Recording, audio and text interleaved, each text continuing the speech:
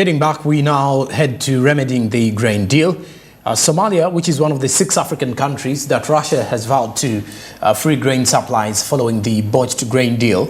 Mali, Central African Republic, Burkina Faso, Eritrea and Zimbabwe are to the list drafted during the Africa-Russia summit. Still, Somalia's $684 million debt to Russia has been written off.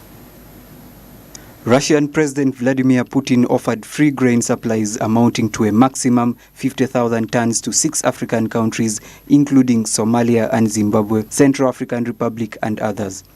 Despite withdrawing from the Black Sea grain deal, Putin promised that Russia will replace the grain gap both on a commercial and grant aid scale.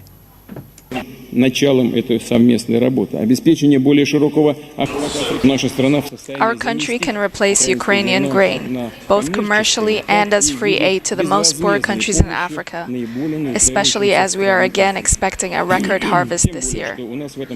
Further upbeat to Somalia involved waiver of the $684 million debt to Russia. Somalia's Finance Minister Bihi Ege has confirmed Russia having written off the debt in an agreement signed with Russian Deputy Finance Minister Timur Maximovich on the sidelines of the Russia-Africa Summit.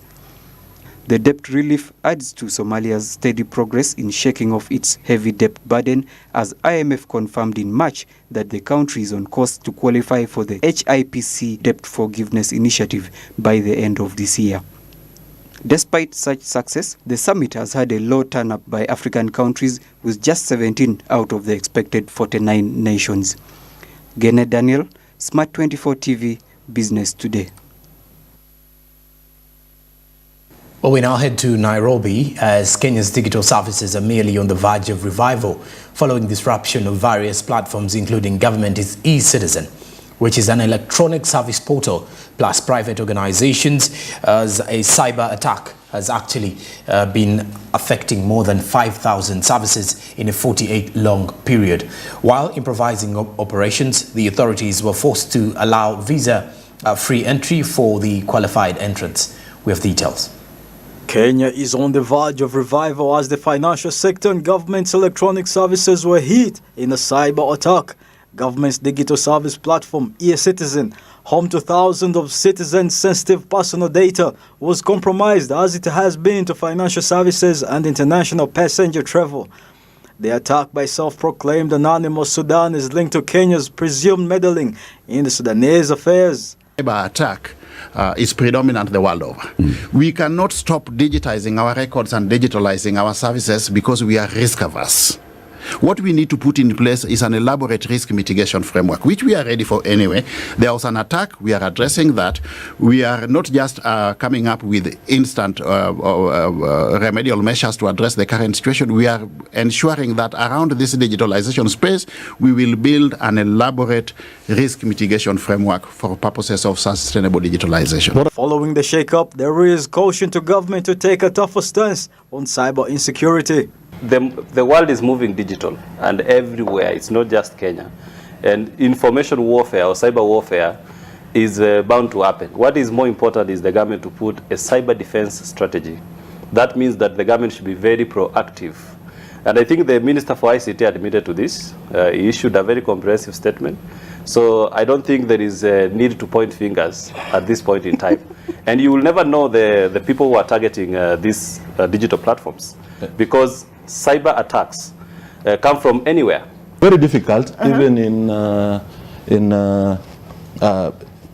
big economies like the US, to prevent DDoS kind of attack, because it's difficult to separate actual request and fake request until you isolate, because the IPs keep on changing. So you cannot isolate this is not a genuine request and this is a genuine request, because on DDoS attack you don't get to the victim endpoint. They do not access our data, they just denied the service. e-Citizen, the online service portal, provides access to over 5,000 services from more than 100 ministries, counties, departments and agencies. Kenya's National Transport and Safety Authority, Kenya Power and Lighting Company and Kenya Railways were among the companies that declared service disruptions due to the cyber attack.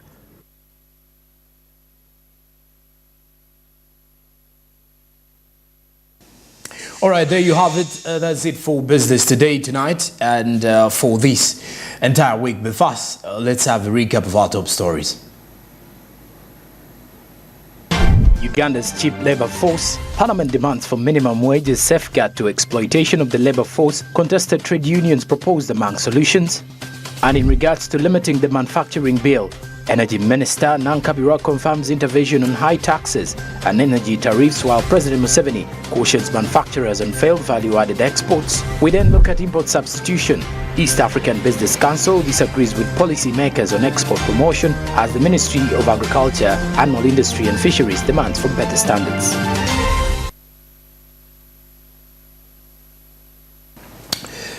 Well, many thanks for being part of the bulletin today, and from where we started off on Monday.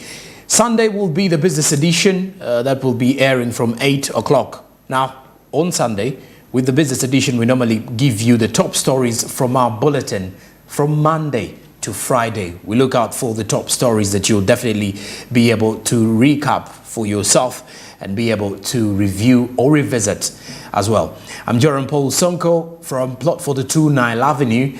With the entire newsroom production and editorial, we want to wish you all the best for your evening, your weekend. Well, by the time we return on Monday, it will be the 31st. Maybe then I'll wish you all the best for a new month. But for now, good evening.